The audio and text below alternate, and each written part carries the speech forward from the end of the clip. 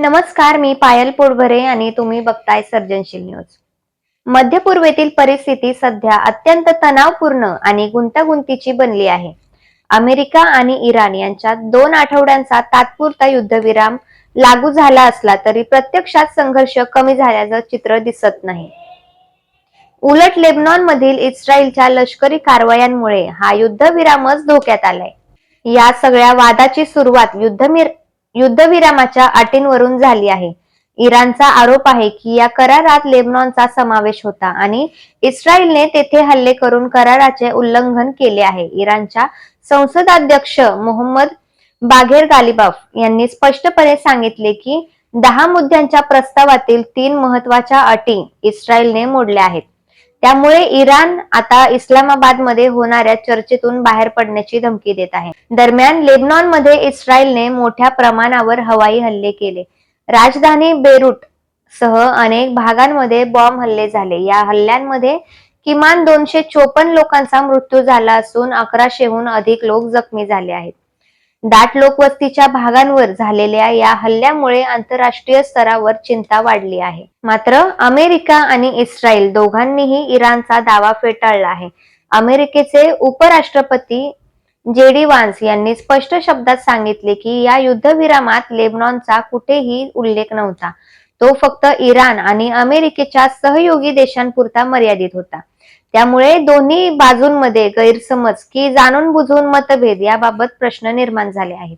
इस्रायलचे पंतप्रधान Benjamin Netanyahu यांनीही कठोर भूमिका घेतली आहे. त्यांनी स्पष्ट इशारा दिला की जर आमच्या अटी पूर्ण झाल्या नाहीत तर आम्ही पुन्हा युद्ध सुरू करू शकतो.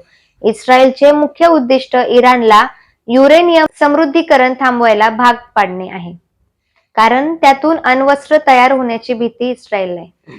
या सगळ्या घडामोडींमध्ये पाकिस्तानची भूमिका देखील अडचणीत आली आहे.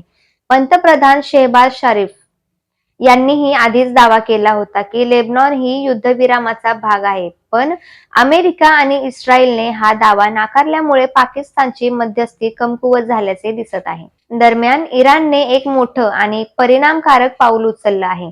जगातील सर्वात महत्वाचा तेलमार्ग मानला जाणारा स्ट्रेट ऑफ हार्मुझ येथे इराणने तेलवाहू जहाजांची वाहतूक थांबवली आहे.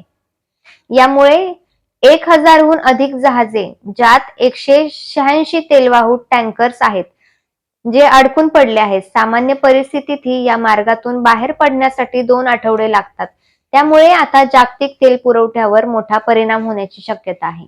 इराणचे परराष्ट्र मंत्री अब्बास अराक्ची यांनी अमेरिकेला थेट इशारा दिला आहे. तुम्ही युद्धविराम ठेवणार की इस्रायल मार्फत युद्ध सुरू ठेवणार याचा निर्णय घ्या.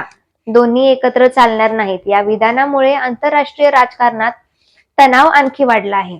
एकूणच सध्याची परिस्थिती अत्यंत नाजूक आहे. एका बाजूला शांततेच्या चर्चा सुरू आहेत तर दुसऱ्या बाजूला युद्धाचे संकेत दिले जात आहेत. युद्धविराम कागदावर असला तरी प्रत्यक्षात संघर्ष थांबलेला नाही.